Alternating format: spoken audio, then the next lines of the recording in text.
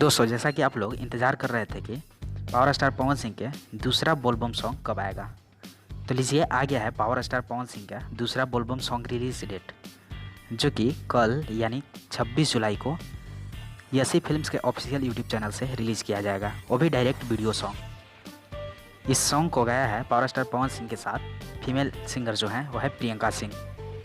Song का नाम है गौरा रूसा जनी। इस सॉन्ग को लिखा है आशुतोष तिवारी जी ने और इसमें म्यूजिक दिया है प्रियांशु सिंह। इसका पोस्टर काफ़ी ज़्यादा प्यारा दिख रहा है। जैसा कि आप देख सकते हैं, इसमें आपको पावर स्टार पवन सिंह भगवान शिव के गेटअप में नजर आ रहे हैं और उम्मीद करते हैं कि पावर स्टार पवन सिंह इसके वीडियो सॉन्ग में पूरे भगवान शिव के ही गेटअप में नजर आए, जो कि काफ़ी ज़्यादा प्यारा लग रहा है।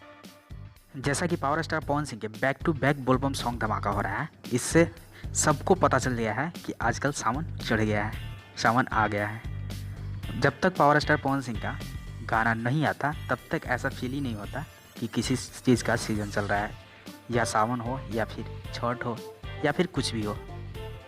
आपको बता दें कि यह गाना जो कि गौरा हंसा जनी है, ये कल यानी 26 जुलाई को सुबह 6 बजे यसी फिल्म्स के ऑफिशियल यूट्यूब चैनल पर रिलीज़ किया जाएगा।